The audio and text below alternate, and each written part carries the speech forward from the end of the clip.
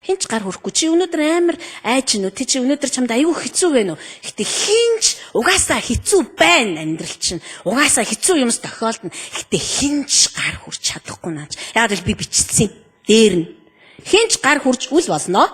Бурхан гар үсгээ тавьсан байгаа байхгүй. Тэгэхээр хинч түүний гар хинч бидний ирээдүйд гараан хүргэх. Зөвхөн Исая 54-ыг харъя.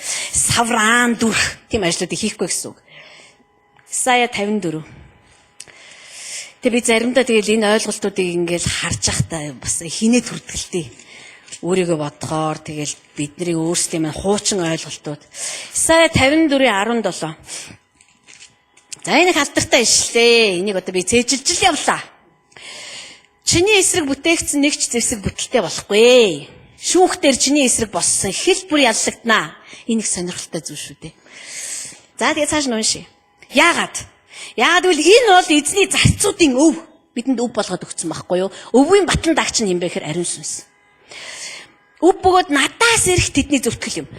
Биднээс мэдээж бузар сүнс, сатан тэг буруутгах нь биднээсийг. Чи чадахгүй л ахгүй эцсэн бэл. Тэр харж гэнэ чи бүдэрчлээ штэ. Тэр чи алдаа ич чи гим хийчлээ штэ. Яах юм чи? Тэр харал та. Таны хүн чи юм биш. Тэр биднээсийг буруутгах юм зөндөө гарна. Харин бурхан юу гэж хэлсэн бэ гэхээр шүүхтэр чамайг буруутгах бүхний зөвтгөл нь би өөрөө байх болно. Яагаад би чамайг тэр ирээдүйд очиосоо гэж хүсэж байна. Тэр ирээдүйг гүйцэлдүүлээсэ гэж хүсэж байгаа учраас би тэр буруутгалыг чинь би зөвтгөлөөр солих болно гэдг нь бид нар буруу хийчихээ. Тэгэл огшоо байхын тулд биш юм. Харин тэр өөрөө бидний зөвтгөл болж чадчихэж бид нар дараагийн алхмыг зоригтой хийн ш. Бид нарыг тэр өдөр Библиэр хэлдэг ш. Өдөр болгон та нарыг буруутгадаг тэр нэгэн гэсэн байгаа байхгүй. Өдөр болгон тэр биднийг буруутгадаг үсттэй. Чи ямар сул дорой юм бэ? Чи чадахгүй л байж тээ. Чи юм бэ? Яаж хүмүүсийн өмнө гарч ирж ярьж чадчихэна? Чи ингэсэн. Чиний амьдрал чи өөрөө юм биш. Чиний үр хүүхд чи юм байх. Чи яаж чадчихна? Үргэлжил байнг буруутгадаг үсттэй бид нарыг. Хэрэг тэр намайг зөвтгдөг гэдгийг би мэдэхгүй бол түүний буруутгал намайг идэх болно. Хизээч би зоригтой байхгүй бөгөөд тэр ирээдүйн тухай санах чирэггүй. Тэгээ би өөрийгөө буруутгасараад тэгэхээр хэн буруутай болж байна? Би өөрөө л буруутай болж байгаа байхгүй. Хэн хувь тавиландаа гар дүрж байна? Би өөрөө л. Хэн тэр ирээдүгөө сүйтгэж байна? Би өөрөө. Өөр хинч. Яагаад гэвэл би тэрийг мэдэх ёстой байсан, мэдчихсэн бол итгэх ёстой байсан, итгэжсэн бол зуурах ёстой байсан, тэгээ тэр газар очих ёстой байсан. Энэ миний хариуцлага. Тэгэхээр бүгд бид нар хариуцлагатай. Уучлаарай, бүгд хариуцлагатай. Хариуцлагагүйгээ юу ч байхгүй. Миний хамгийн баг хүү хүртэл хариуцлагатай. Ирээдүйд хариуцлагагүй байх юм бол би зодно. Яагаад гэвэл би тэрийг багаасаа хариуцлагатай амьдрал сураасаа гэж хүсэж байна. Бурхны юмст ч тэр, хүний юмст ч тэр. Тэгэхээр тэр өгцөн хувь тавиланд очих нь та итгийн баяр хөөр та итгийн хариуцлага. Бид нар энэний төлөө энэ газар цуглардсан юм. 2 дугаар Коринт намын 12-ыг гаргая. За би 2 дээрээ л яваад байгаа шүү. 2 дугаар Коринт 12 дугаар бүлэг. За Паулинд ингэж ирсэн байна. 7-оос мөнөөх агуу гайхамшигт илчлэлтүүдээс болж тэрхүү шалтгааны улмаас намайг өөрийгөө хит дүүйлгэх вэ хэмээн махан бид минь өргөс өгөгдсөн юм а. Энэ нь намайг өөрийгөө хит дүүйлгэхгүй тулд намайг нудраглах сатааны илч ажээ. Үүнийг надаас салгаач гэж би энэ талаар эзнээс 3 хүсэмжлэн гуйсан юм а. Тэр надад миний нэгүсэл чамд хангалттай учир нь мөнхөс байдал дотор миний хүч бүрэн төгс болно гэж айлцсан. Ийм би их баяртайгаар мөнхөс байдлуудаараа илүү сайрхан. Ингэх нь Христийн хүч миний дотор оршихын тулд билээ гэж. Паулийг сатан нудраглах гэж бүр амьдралд нь ажилтдаг байсан. Гэсэн ч тэр хизээч түүнийг нудрагалж чадаагүй. Энэ угаасаа сатаны төлөвлөгөө байгаагүй. Харин бурхан тийм санаатаагаар Паулийн амьдрал дээр ажил хийж ирснийг Паул харцсан баг. Хэрэг бид нар ингээ харцдаг бол ямар амар вэ? Бид нар харцдаг бол, бид нар мэддэг бол тийм ээ. Бид нар түүний хэрхэн ажиллаж байгааг нь ойлгочдаг бол Паул тэгсэн учраас тэр дахиж 3 гуйсныхаа дараа дахиж гуйгаагүй байхгүй юу? За. Энэ үнэхээр таны хүсэл юм байна. Нэрээ энэ өргөс бүр надад хэрэгтэй юм байна. Энэ өргөс авахгүй нэрээ би чинь яг өөрийгөө дүүлэх юм байна шүү дээ гэж тэр яг ойлгочод байгаа байхгүй юу? Тэм учраас байж. Яагаад гэвэл сатан хизээч намайг ухтал нудрагалж чадахгүй учраас хизээч намайг. Тийм учраас Паул хэлсэн багш. Хүүе! Тэр хайраас хэн салгаж чадах юм бэ? Хинч салгаж чадахгүй. Тэгэхээр төлөвлөгдсөн, тогтоогдсон, тушаалн гарцсан тэр төсөл заяа. Тэр ирээдүрөө хүний төсөл бол новшин штэ. замдаа хид өөрчлөгдөн, тэгснэ аль мөнгө санхүү наашаа цаашаа хүнэн наашаа цаашаа. Бурхных тийм биш. Нэгэнт төлөвлөсөн тэр биднийг тийш аваачаар нэгэнт шийдсэн бид нар тийш очсон байханд бол бид нар зүгээр л хувь хүн нэг бүр ариун сүнсний удирдамжин дотор. Тийм учраас Исая номын 1:19 дээр хэрв чи намайг дуулууртаа дагах юм бол энэ газрын хамгийн сайныг иднэ гэж бичсэн байгаа шүү дээ. Нэг ишлэл байгаа. 1:19 та нар хараарай. Энийг бид нар ямар гоё. Би сте энэ Улаанбаатар хамгийн гоё байшинд амьдрах юм байна. Хамгийн гоё машиныг нь унах юм байна гэж бид нар боддог. Бурхан тэгж өгөхийг хүсэж байгаа мэдээж хэрэг. Гэхдээ хэрв чи энэ сонсч байгаа бүхнийгээ дуулууртаа хүлээн зөвшөөрөөд дагах юм бол тэргүй чиний араас бүгдээрээ хөврөх болно л гэж хэлээд байгаа байхгүй. Бид нар үнэхээр яагаад гэвэл би тэнд очиод амар тайван жаргахын тулд тэр ирээдүй байхгүй шүү дээ. Тэр ирээдүй чинь Бурханы маш том төлөвлөгөөн дотор гайхалтай сайхан дүр болоод гайхалтай сайхан шигтгэ болоод тэнд чинь сууж байгаа байхгүй. Тэр шигтгэ байхгүй бол түүний зураг бүрэн болохгүй. Пазл эвлүүлдгээр ярих юм бол. Тийм учраас бид нар өнөөдөр Бурхан үнэхээр биднээс яг тэр хувь хүн миний одоо би гэсэн тэр ойлголтоос маань гаргаж авах. Заримдаа би боддог байхгүй та бид нартай ажиллаж их зүдэрдэг баха. Бурхан мэдээж зүдрэхгүй. Яагаад гэвэл Библиэлд бас хэлсэн байдаг. Та нар намайг эцэж ядардаг гэж бодож байна үгүй. Харин залуу хүн ч ядардаг, идэр хөвгөж бүдэрдэг. Харин надад найддаг хүний хүчин дандаа шинчлэгддэг. Тэр мэдээж зүдрэхгүй л дээ. Зүгээр л би өөрөө өөрчлөгдөх гэж ядаж зүдэрж байхдаа би тэгж боддог байхгүй. Намайг яаж зохиод авчдгүй юм болоо. Суудаа чи ямар ядаргаатай юм чи хичнээн хэлдэг бэ гэж зохиод авчмаас нагдаад байгаа байхгүй. Үгүй. Тэр бидний төвчээртэй хүлээдэг байна л да. Гэтэ бид нар түүний нэгүслийн баяныг үл томсорлох ёсгүй юм аа. Бид нар зүгээр л явах ёстой. Яагаад гэвэл энэ бүх зүйлийг бидэнд өгчөөд байхад бид нар яана би тэгээд очиж чадаагүй яана би тэгээд гэх юм бол хамгийн тэнэг хэрэг болно. Тэр чухам биднээс хэлэх үггүй болохын тулд энэ бүгдийг урдаас ертөнцийн суурьаас бүгдийн сайхан бэлдэж өгсөн байгаа байхгүй. Тэгээ бид нар зүгээр тийшээ явах хэрэгтэй. Амьдрал тэгэл байлдаал тест унуул босоол тэгэл шавар шавхаа болд юм бол тэрийг угааж аваад сав мав олдохгүй гэж ахваатайгаа жоохон давхиж аваад ямар ч байсан бид нар тэнд очих хэрэгтэй. Тэгэхээр хоёрдугаарт нь Бурхан биднийг ирээдүг ямар байх ёстойг шийдсэн байгаа. Хинч түнд гар өрөхгүй. Гуравт нь Эфес номыг харъя зүмөр. Эфес. Энэ өнөөдрийн бидний ярьж байгаа энэ зүйлс танд ч тэр надад ч тэр маш их урмыг өгж байгаа гэж би итгэж байгаа. Яг л бидэнд бүгдээрэнд мань урагшлах хүч хэрэгтэй байдаг. Бидэнд бүгдээрэнд мань урам хэрэгтэй байдаг. Бурхан хизээч гэхдээ үгүй сувдаа зүгээр штий миний охин чи бол лаг штий яг хаяа алддаг. Гэтэл лаг штий гэж урамшуулдгүй биднээс. Тэр зүгээр бодит байдлыг хийлдэг. Би ингэж төлөвлөсөн чи тийш очиж чадна. Яг л чи очиж чадах бүх юмээ чи би хийцэн байгаа. Гэдгээрээ тэр бидэнд шинчлэгдэх тэр хүчийг мань өгдөг байгаа байхгүй. Эфес номын 1-р бүлэг 5-аас эхлээд харъя. Яг энэ Ром номын 8-р бүлэгтээ харилцан зохицолдож байгаа. Тэр өөрийн хүслийн сайн тааллын дагуу гэж байгаа шүү дээ. Биднийг Есүс Христээр өөрийнхөө хөвгүүд болгон үрчлэн авахар урдаас тогтоожээ.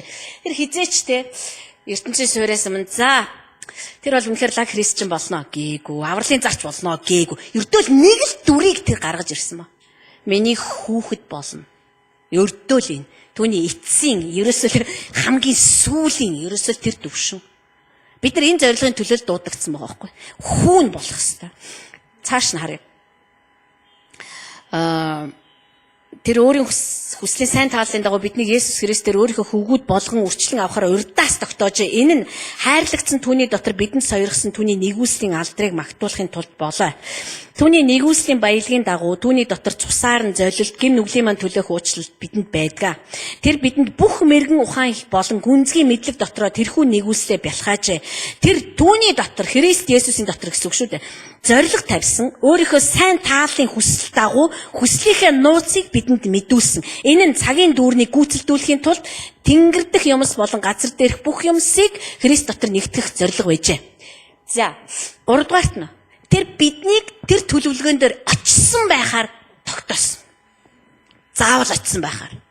Энэ бүр тийшээ очсон байхаар бид тэр миний бүтээсэн тэр ирээдүйдээр энэ хүн очсон байх болно гэж тэр тогтоосон байгаа байхгүй. Яагаад гэвэл энэ Библиэлд хэлж байна тийм үү? Цагийн дүүрнийг гүйцэлдүүлэхийн тулд тэнгэр ба газар дээрх юмсыг хүүгийнхаа дотор тэр нэгтгэх зорилготой гэж. Хараа бид нар газар дээр амьдардаг хүмүүс мөнхийн ус тэнд байгаа бид нар мэдж байна тийм үү? Харин бидний эцэг тэнд байдаг. Тэр бидний өөрсдийн мань төрлөх нутаг бид нар тэндээс унсан. Бид нар түүний үгээр түүний хүүхдүүд болоод төрж гарсан. Тэр утгаараа бид нар тэр газартай хүн холбоотой байдаг. Харин энэ газар дээр бид нар түүний хүүхдүүд болоод алхаж яваа. Тэнд түүний бодол санаа энэ газар дэлхий дээр бүрэн биелээ олж бурхны хөвгүүд төрснөөрөө тэнгэр газар хоёр яг нэг болох ёстой байгаа байхгүй. Цагийн дүүрнийг гүйцэлдүүлэхийн тулд гэдэг нь юу вэ гэхээр бид нар яг нь Үйлс намын 2 дугаар бүлэг дээр уншдаг шүү дээ. Пентекостын өдөр ирэхэд гэж. Өөрөөр хэлэх юм бол яг бурхны тэр тогтоосон цаг нь одоо тэр хувьсгалын тохиромет бүрддэг тэр цаг нь ирэхэд тэнгэр газар хоёр одоо тэнгэр газар биш. Яг л бидний ойлголтоор тэнгэр газар бол дэндүү хол зөрөөтэй. Харин бурхан биднүүсийг энэ газар дуудаад тэр сайхан ирээдүйг өгсөн байгаа зорилго нь хүүгээрээ дамжуулаад аврагдсан биднийг өөрийнхөө хүүхдүүд болгож авснараа тэнгэр газар хоёр яг нэг болох ёстой байхгүй. Яг нэг болох ёстой. Тэр зорилгынхаа улмаас биднүүсийг тэр ирээдүйд очисон байхыг тэр харахыг хүсдэг. Тэр угаасаа тэгж тогтоосон. Чи тэр ирээдүйд очих болно. Чи тэр ирээдүйд хүрэх хизээчтэй за одоо энэ ирээдүй яачлаа одоо энэ амьтаа очдог болов Есүсээ юу гэж бодож чинь тийм байхгүй. Бид нар очин тэнд. Бид нар зүгээр л дуулууртай хүсэлтэйгээр түүнийг дагах юм бол бид нар тэнд очино. Очино. Бид нар штэ амьдралын ингээл ирээн бараан дундуур ингээл явж хахад одоо бид нар тэр ирээдүй байгаа гэдгийг харчлаа. За тэнд угаасаа хинч гар хүрхгүй юм байна харчлаа тийм ээ. Бид намайг тэнд аваачсан байхаар тогтоолоо гаргацсан байна гэдгийг харлаа. Бид нар энд итгэлээ. Ингээд амьдрал явж итэл мэдээж энэ эргэлзээг байнга сорьсон юмнууд гарч ирнэ. Хүч очих уу тэнд? Одоо өнөөдөр л юм биш шүү дээ. Хүрэх үү тэнд? Нэг л том юм ярьсан хүн очих уу? Бид нар өдөр болгон л энийг чинь ингээд заавал ухад өнгөн. Харин бурхан тэрийг мэдж байгаа. Бурхан тийм учраас бидний итгэл найдвар энд бэхжсэн байхын тулд угаасаа тийм хатгуурууд байнга өргөс шиг юмнууд бидэнд өгөгддөг байгаа байхгүй. Гэхдээ би очин тэр би зүрхнээсээ итгээд байгаа сүнс дотроо итгээд байгаа мөртлөө уг одоо бүр тэр одоо хүмүүсийн одоо оюун бодол өгдөн шүү дээ одоо тий үтэл санаагаар бол хүн бүтэхгүй юм байна уу? Өнөөдөр би ажил олоод хийж чадахгүй шин. Ажил надад олдохгүй. Тэгэхээр бид ирээдүйд хүрэх үү? Чамд ажил олдохгүй байхаар л бурхан тэнд санаашрал тий. Заа зэн нөхөө ирээдүй будаа юм байна л дээ. Энэ амьд одоо энэ хараад энэ одоо өнөөдөр ч ажилтаа залхинтай ажил олохгүй юм. Энэ очихгүй, энэ очихгүй. Гэхгүй шүү дээ. Харин ер нь бол бид нар мундаг ажил олдог, амар ажил хийдэг учраас тэнд очихоор төлөвлөгдөөгүй. Харин биднэрт ариун сүнс байгаа учраас бидэнд энд бичсэнчлэн хүүгээр дамжуулаад золилт байгаа учраас хүүгийн цус бидэнд байгаа учраас ариун сүнсний хүч бидэнд байгаа учраас тэд нар чинь биднийг авч явахад нь би зүгээр хүлээн зөвшөөрөд дагах юм бол бид нар тэнд очих байхгүй юу? Бид нар өдөр тутам өөрсдөө ингэж хэмждэг. За би бүтэхгүй юм уу?